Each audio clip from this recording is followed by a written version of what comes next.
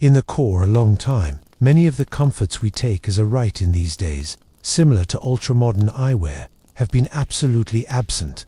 Presently, individuals did not have access to glasses or corrective lenses, a development that would most effective come centuries later. This absence of glasses has ended in an intriguing and reasonably overlooked query. What did individuals with poor eyesight do in the course of this generation? How did they manage with the challenges of visible impairment, specifically due to the predominant nature of vision in everyday existence? It is fundamental to first realize the context of the Center Ages. This period, spanning roughly from the 5th to the 15th century, was marked with the aid of a lack of technological development and evaluation to what we know today. At the same time, the generation witnessed significant trends in art, architecture, and governance. The realm of healthcare and private good-being had its boundaries. Folks lived in a global place medical expertise used to be still in its infancy, and a few of the instruments and techniques we now consider major, similar to eyeglasses or clinical instruments, weren't yet conceived. In this context, the lives of individuals with terrible eyesight have been absolutely affected in a sort of methods. Nevertheless, the specified solutions they found usually are not consistently naturally documented. A lot of what we find out about medieval existence comes from files that concentrate on the extra outstanding elements of society, such as politics, warfare, and faith. The extra mundane, everyday challenges of contributors, including those with bad vision, are most commonly much less well documented. Despite this, a better appear at the to-be-had historic evidence reveals some clues. Persons in the middle, while most of the time needed to rely on their different senses to catch up on their visual impairments, this reliance on hearing, contact, and even smell used to be probably an essential part of their coping approaches. For example, individuals who had concern seeing objects at a distance might have come to be more proficient at recognizing acquainted sounds, voices, and smells in their environment. They could have relied on different persons to describe distant objects or aid them navigate unfamiliar spaces, comparable to market squares or church buildings. It is also important to consider the fact that medieval society used to be a ways much less visually oriented than our own, even as people still wanted to learn, write, and perform tasks that required sight. A lot of their lives have been headquartered round oral traditions, fingers on work, and verbal exchange. Studying was now not as typical as it's at present, especially among the cut-down lessons. Monasteries, for example, were some of the few locations where books were saved, and literacy was probably limited to the clergy or the elite. For a lot of eyesight was once now not continually considered as essential because it may be for present-day contributors who count heavily on vision for work, amusement, and communication. Consequently, the absence of glasses within the middle a while did not mean that folks with negative eyesight had been fully left to their struggles. As an alternative, they located approaches to adapt to their environment, very similar to men and women today who may depend on various aids for listening to or mobility. These with visual impairments within the center, a long time doubtless discovered alternative approach to navigate the sector. These options may not were excellent or comfy, but they allowed individuals to continue their lives, albeit with more difficulty and reliance on the aid of others. As we transfer by means of this narrative, we will be able to explore probably the most techniques that contributors with poor eyesight could have used within the Center Ages. These procedures, often overlooked with the aid of historical past, expose the resourcefulness and adaptability of medieval individuals. As we proceed to compare the lives of those with bad eyesight in the course of the core ages, it's principal to discover the more than a few coping mechanisms and diversifications that individuals would have relied upon. These diversifications were not handist born out of necessity, but additionally replicate the resilience and ingenuity of medieval contributors. While medical advancements have been confined, human creativity found ways to deal with the challenges posed with the aid of visible impairments. One of the most remarkable variations was using assistive tools, even though rudimentary through contemporary necessities. The inspiration of magnification existed in the middle a long time, albeit in an extraordinarily distinctive form from trendy spectacles. Some historians suggest that convex lenses, that are the fundamental components of glasses, have been already being experimented with during the late Center a while. Nevertheless, these early lenses were not used as corrective eyewear. However, alternatively for magnifying objects, they had been seemingly used for tasks such as reading or inspecting small print in artwork, manuscripts, and devout texts. These early lenses weren't on hand to most of the people, however were rather possible restricted to students, monks, and the rich. In fact, the primary recorded use of glasses dates again to the late 13th century in Italy, and the technological know-how spread slowly throughout Europe. However, this was once nonetheless a time when glasses had been far from being usual. The monstrous majority of persons would have had no access to such tools. For individuals who struggled with terrible vision, different approaches were employed to control day-to-day lifestyles. One significant method involved relying on others for assistance. This was once particularly proper in tight-knit communities. The place mutual help was usual. For example, those with negative eyesight might have had loved ones, participants, or neighbors assist them with duties that required sharp vision, such as studying letters or deciding on distant objects. In a society where communal bonds were powerful, it was no longer unusual for participants to lean on one another for support, especially in matters involving common wants and day-to-day movements. In addition to relying on others, many people with visible impairments could have adjusted their routines to lessen their reliance on sight. For illustration, they may have keyed on events that did not require specified visual concentration. The oral tradition was still robust for the duration of the Center Ages, and much of the learning and conversation was completed by means of speech. Men and women who struggled to learn or write could frequently participate in conversations, gain knowledge from spoken teachings, and interact with others through listening and verbal exchange. Storytelling, in designated, played a central role in day-to-day existence, and contributors with poor eyesight would have nonetheless been able to experience and participate in these oral traditions. An extra manner in which folks tailored was once through the development of heightened senses, much like people today who depend on contact, listening to, and scent. Those with negative eyesight in the center a while would have honed their abilities in these areas. The act of listening cautiously to the sounds around them, memorizing paths or routes, and making use of contact to gauge the size and shape of objects would have been major methods for navigating everyday lifestyles. This adaptation would be chiefly most important in locations similar to marketplaces.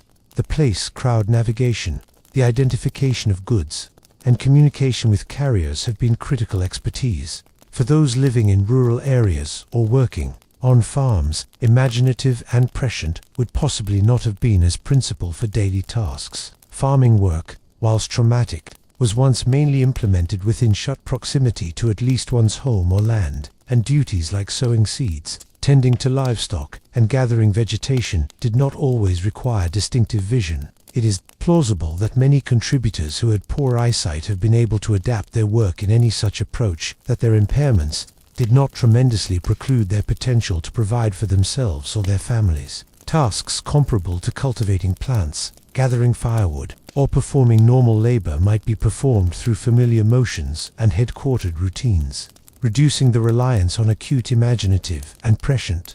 In phrases of religious lifestyles, participants with visual impairments were also in a position to keep participation in the neighborhood. Monasteries and churches that have been relevant to medieval existence emphasized the importance of communal pursuits, and the act of worship customarily relied on verbal prayers, hymns, and rituals. Those with bad eyesight would still participate in these communal offerings by way of counting on the auditory cues in the steering of clergy members or fellow parishioners. This reliance on others would have made it possible for those with negative vision to remain fully integrated into their spiritual and social lives. Furthermore, some men and women could have become two different types of assistive technology available at the time. For illustration, using large print in devout texts would were a major adaptation. While the mass creation of books was once not well known, special manuscripts reminiscent of Bibles and prayer books would have been written in larger, extra-legible textual content for those who had predicaments seeing. This used to be especially usual among clergy members who required accessibility in their work, however had restrained options for improving their vision. That as we transfer forward, we will be able to discover more of the social implications of residing with bad eyesight in the core a while. How did society understand these with visual impairments? What roles did these members play in the broader community? and how did they make contributions despite the challenges they faced? These questions help deepen our understanding of medieval existence and the diversifications that participants made to outlive and thrive without the technological aids that we take with no consideration today. As we proceed our exploration into how individuals with poor eyesight coped during the center a while, it is main to do not forget the social and religious contexts that shaped their experiences. Society's figuring out of disability and impairment used to be vastly one of a kind from our modern-day views, and the way members with visual impairments have been treated most often depended on the existing attitudes of the time. This part delves into how humans with poor imaginative and prescient navigated the social and religious landscapes of the medieval world, and the way these environments influenced their day-to-day lives. Within the Middle Ages, society was once deeply rooted in devout beliefs, and the Church performed a colossal position within the everyday lives of participants. The Church, with its center of attention on non-secular salvation, on the whole seen bodily impairments, together with bad eyesight, through a theological lens. In some circumstances, disabilities were visible as divine punishment, the result of sin or moral failing. This view was once rooted in the notion that physical ailments have been a mirrored image of the interior state of the soul. Humans who suffered from illnesses like poor eyesight could have been seen with pity or, in some severe circumstances, as cursed. Nevertheless, it is major to notice that the Church also performed a pivotal role in providing care and help to those with impairments. Monasteries in certain have been facilities of charity and care, providing refuge to the poor, ill, and disabled. Even as the medieval Church's process to incapacity was generally harsh, it also centered systems of help for these in want. For illustration, religious communities would have supplied refuge, meals, and non-secular guidance to those that might no longer deal with themselves, including individuals with terrible eyesight. This charitable facet of the Church was once valuable for men and women with impairments, as it offered them with an aid network in any other case challenging world. Beyond the devout associations, communities have been ordinarily tight-knit, and household bonds have been important for survival. Men and women with bad eyesight had been likely to depend closely on household participants or shut neighbors to help them navigate the complexities of daily existence. The elevated family process in rural areas supposed that even individuals who had visible impairments would customarily count on the aid of family for primary tasks. These household networks have been relevant in ensuring that individuals with negative vision could nonetheless participate in community lifestyles, although they were unable to utterly engage in duties that required acute sight. In addition, many individuals with poor eyesight were integrated into everyday work by means of shut-knit familial and communal constructions. In rural settings, work used to be by and large equipped around farming, and plenty of tasks had been repetitive and didn't require sharp imaginative and prescient. For example, agricultural work, which made up a huge element of medieval life, was once normally carried out by means of founded routines, where familiarity with the land and instruments made imaginative and prescient much less fundamental. The presence of family individuals would have enabled members to continue their work without the limitations of their eyesight, impeding their ability to make contributions to loved ones in city areas. On the other hand, people with bad eyesight might have needed to depend more on the support of neighbors or charitable associations. Cities had been most of the time bustling and overcrowded, and navigating by means of the streets would have been problematic for someone with visible impairments. For these contributors, community help would have been major. Neighbors would have assisted with tasks such as reading letters or running errands, even as religious associations can have provided some stage of charity to ensure they have been cared for. The function of devout faith cannot be underestimated. Since how medieval society handled contributors with bad eyesight, non-secular care was most of the time prioritized, and folks with visual impairments would have observed solace of their faith, attending offerings and participating in prayers and rituals. The Church, primarily in the early center, commonly promoted a view of physical struggling as anything that would be transcended by way of religious devotion. Many people with negative eyesight can have become to prayer and penance, looking for divine intervention to alleviate their suffering. This form of coping was deeply embedded in the spiritual practices of the time and will have helped participants endure the limitations precipitated via their impairments. Additionally, Medieval society had a deep respect for capabilities, in particular devout advantage, and those with bad eyesight, who could no longer learn or write, could have nonetheless participated in religious gain knowledge of by way of oral teachings. In monasteries, for example, monks and students would probably memorize and recite devout texts. Members who were unable to read would have relied on oral lifestyle, paying attention to the recitations of others.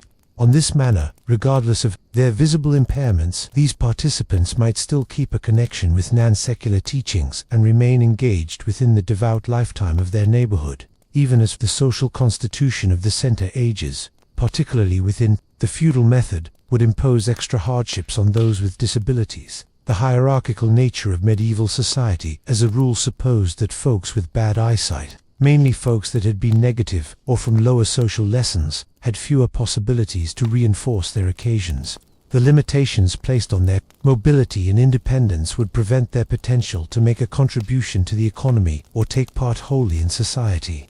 However, as we've got visible within the context of devout associations and household buildings, participants with terrible eyesight were not absolutely excluded from social existence. As an alternative, they found approaches to adapt, relying on group bonds and religious help to navigate an international that supplied few formal aids for disability. In this section, we've explored the intersection of social and religious factors that influenced the lives of individuals with poor eyesight in the Center Ages. The interplay between charity, religion, and community support created a framework within which folks might nonetheless lead significant lives, regardless of the challenges of their impairments. Within the next part, we will look at the broader societal perceptions of disability and how these influenced medieval attitudes toward individuals with negative vision, analyzing how these perceptions formed their lives and interactions with others.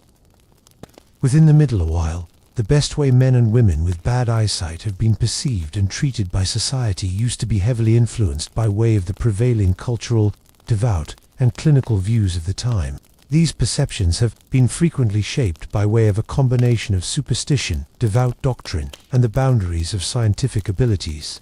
Disability, together with visual impairment, used to be customarily seen as a marker of change, and the societal response to this change diverse, relying on social category, devout context, and geographic vicinity. Figuring out these perceptions can furnish useful perception into how participants with terrible eyesight navigated their lives in medieval society. At the coronary heart of medieval perceptions of disability was the impact of the Church. Christianity played a dominant function in shaping ideas about bodily and intellectual impairments, including bad eyesight.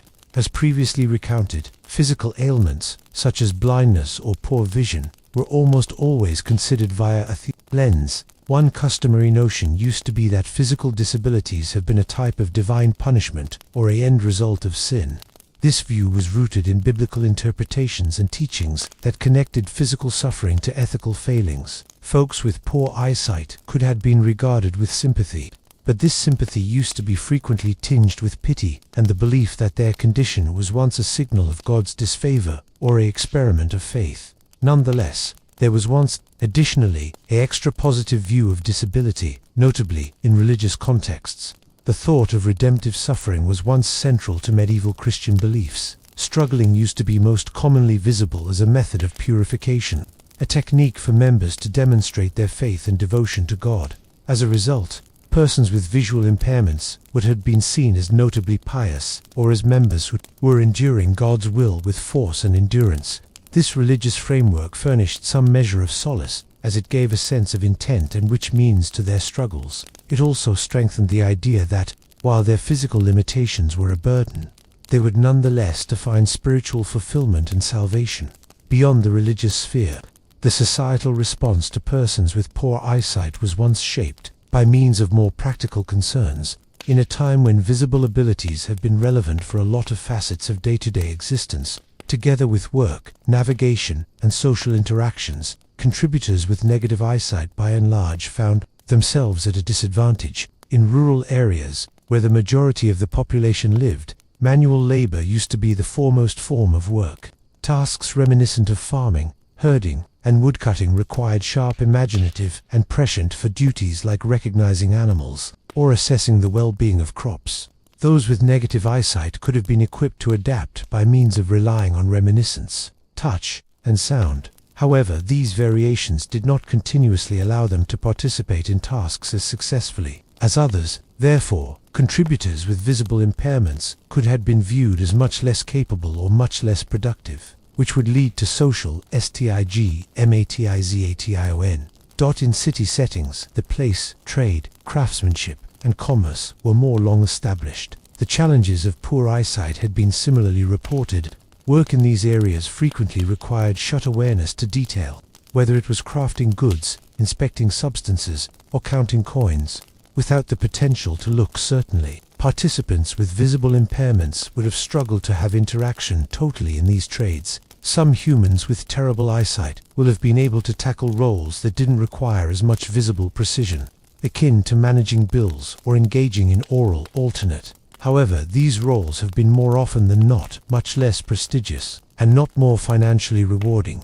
Regardless of the difficulties confronted by using members with terrible eyesight, medieval society did have some mechanisms for inclusion.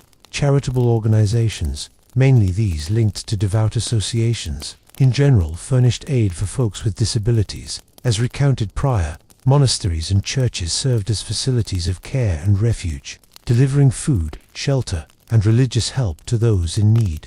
Some religious orders even founded associations principally for the care of the in poor health and disabled. Whilst these associations have been specifically curious about offering for the terrible and the in poor health, they also offered a measure of social acceptance for those with visible impairments.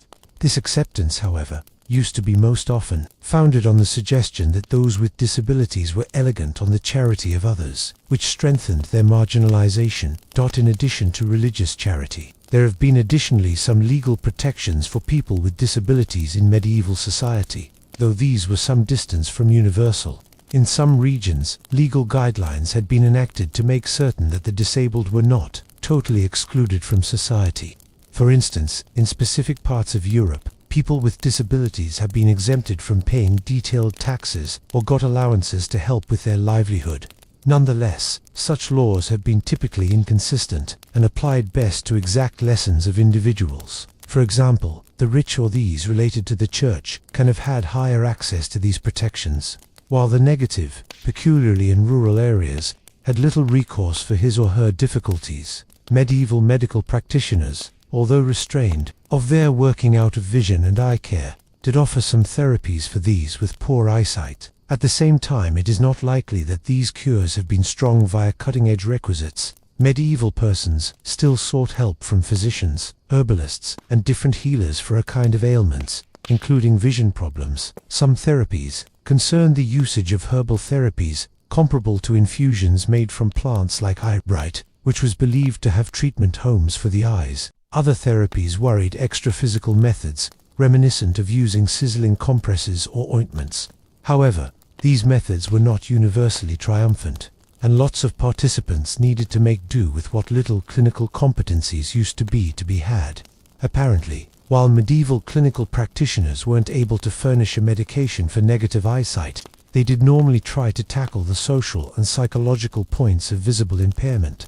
Some physicians and healers recognized the emotional toll that negative eyesight would have on an or woman's mental good-being. They usually could have provided counseling or remedy. In a society where the mind and physique were normally seen as interconnected, the psychological effects of visual impairments were typically mentioned, although not often treated with the equal seriousness as bodily conditions. As we transfer forward in this exploration of the lives of men and women with negative eyesight in the core a long time, we will bear in mind the broader implications of these societal perceptions. How did the stigma surrounding disability impact their relationships with others?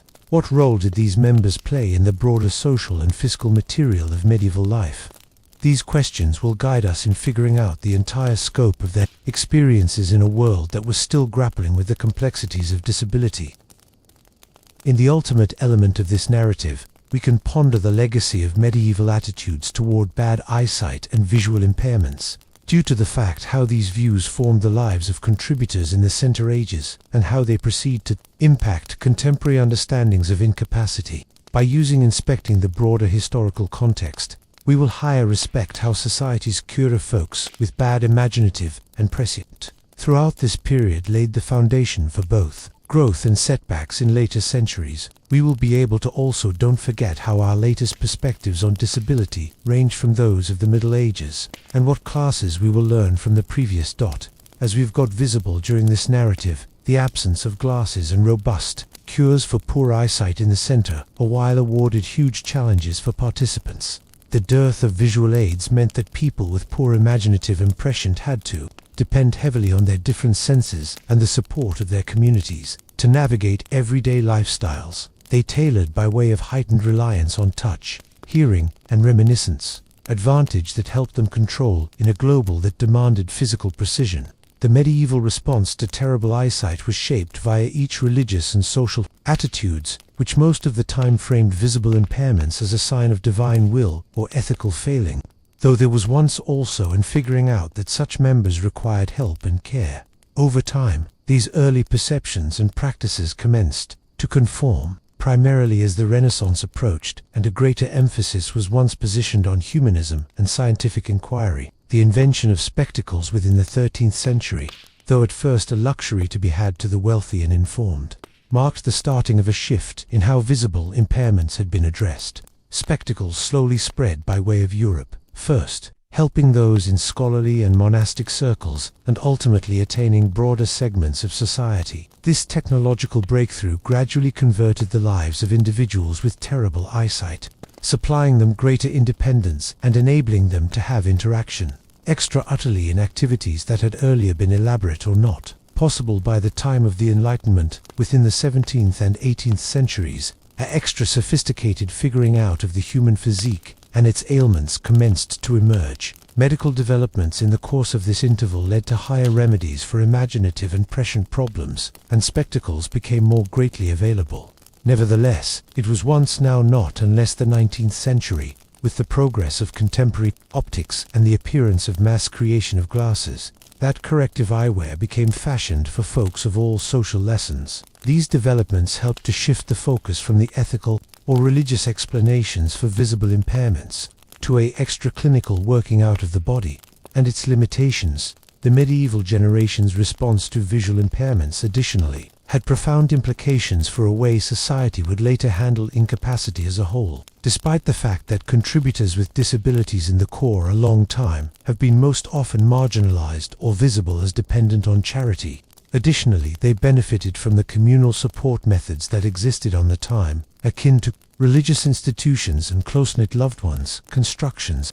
The reliance on these networks for care and social inclusion served as a reminder that, even in a time of limited scientific skills, society used to be in a position of offering some measure of support to its most inclined participants. This lesson of mutual support is one that continues to resonate today, as ultra-modern societies more and more prioritize inclusivity and accessibility for people with disabilities. Not like the medieval period, the place terrible eyesight was, more often than not, dealt with a combo of superstition and rudimentary clinical practices. Trendy society has a much more nuanced and empathetic strategy to disabilities. Advances in healthcare, especially within the fields of ophthalmology and optometry, have allowed for the development of incredibly strong cures and visual aids. In these days, glasses and speak-to lenses are fashioned, and vision issues are seen, specifically as medical issues that can be managed or corrected. This shift from a theological or ethical understanding of incapacity to a clinical one reflects broader alterations in how society views human well-being and struggling.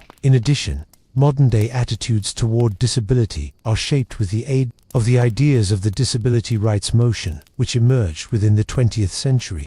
This action has emphasized the significance of accessibility, inclusion, and equal rights for men and women with disabilities. The thought that members with visible impairments should be ready to reside independently, take part in all points of society, and have entry to the identical possibilities as these without disabilities has become an imperative tenet of incapacity advocacy. Regardless of these developments, nevertheless, the legacy of medieval attitudes toward incapacity can nonetheless be visible in some facets of cutting-edge life. Stigmatization and marginalization of persons with disabilities, although less stated, continue to be challenges in lots of materials of the world. The old context of incapacity as a type of divine punishment or moral failing has left have an impact on societal perceptions of members with disabilities, routinely fostering emotions of disgrace or inadequacy among individuals who experience impairments. This is why it is most important to realize the ancient trajectory of disability, from the center a while to the present, as a way to proceed challenging stereotypes and bettering the lives of these with disabilities. Reflecting on the medieval experience of those with terrible eyesight additionally presents priceless lessons for our state-of-the-art society. It reminds us that incapacity isn't a new phenomenon, however, one who has been rewarded for the duration of history, with individuals finding approaches to adapt to their occasions despite limited assets. It underscores the significance of community, charity, and mutual help in helping men and women with disabilities live pleasant lives. Additionally, it highlights the continuing want for obtainable options and the recognition that persons with disabilities will have to be empowered to lead unbiased, productive, and dignified lives. As we conclude this narrative, we now have come to recognize that, although the center ages may just appear far off from our contemporary world, the experiences of these with poor eyesight throughout this time proceed to resonate. Their stories of adaptation, resilience, and neighborhood care present priceless insights into how we can proceed to improve the lives of persons with visual impairments today. In many ways, the medieval interval laid the groundwork for the extra inclusive and supportive society we try to construct now, a society that acknowledges the honor and worth of all its contributors in spite of their physical obstacles.